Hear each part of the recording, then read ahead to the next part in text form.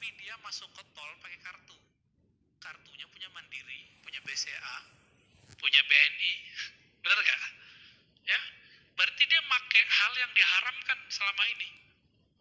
Dan yang paling lucu, ketika dia bekerja, dia mengajar, setelah dia mengajar dan bekerja, dia dapat gaji. Gajinya dari bank bukan? Duitnya. Transfer kah atau tunai kah? Sama. Konyol gak tuh? Nah inilah kekonyolan fatwa mereka yang mengharamkan bank.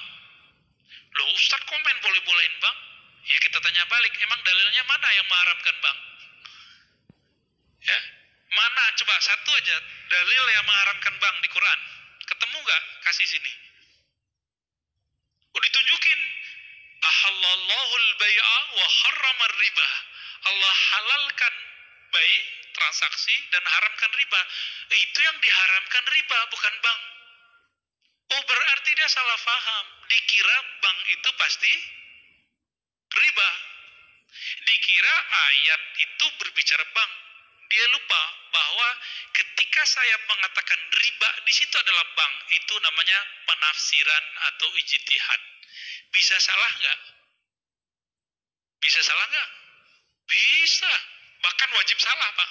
Saya udah cerita sebelumnya bahwa ulama-ulama Darul Ifta di Mesir tahun 82-83 mengharamkan bank.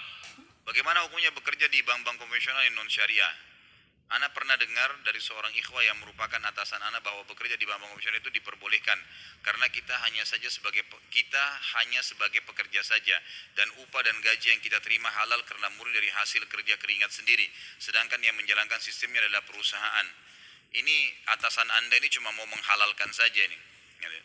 Dari mana pintu dari mana Anda mengatakan kerja di bank ribawi itu halal?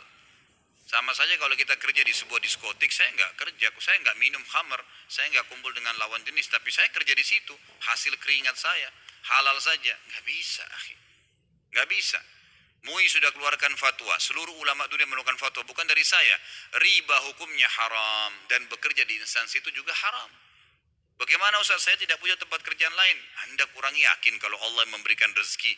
Kenapa harus berpatokan seakan-akan saya cuma bisa hidup dari orang ini, dari atasan ini? Tidak bisa, saudaraku. Coba belajar kalau memang mau mencari pendapatan halal ya. Ini bukan masalah langsung saklek mengatakan itu tidak boleh, berarti nanti saya mulai besok sudah harus keluar. Loh, memang hukum agamanya begitu. Kalau seandainya saya nggak jawab begini, Anda mau saya jawab apa? Oh boleh, kerja aja. Oh saya nggak mau. Tanggung jawab hari kiamat, gitu kan? Akhirnya Anda bekerja, Anda dapat pendapatan, saya akan tanggung jawab hari kiamat depan Allah SWT. Itu berat, nggak mungkin. Haram. Bukankah sabda Nabi SAW, satu dirham riba. Satu dirham riba, dalam hadis yang dihasankan oleh para ulama hadis, satu dirham riba lebih berat ya daripada 36 kali berzina. Satu dirham, berbahaya sekali. Riba dalam hadis ini dikatakan 73 tingkatan, yang paling rendahnya seperti seseorang memzinai ibunya sendiri. Bagaimana bisa seseorang membuka pintu itu? Dan subhanallah, siapa yang membuka pintu riba, hidupnya akan kacau, susah, gitu kan? Tidak akan berkembang-kembang, ya, terus saja begitu, dan permasalahannya akan terus dari utang ke utang, terlilit terus permasalahannya. Bahkan tidak banyak, mayoritas mereka meninggal dunia dalam kondisi berutang.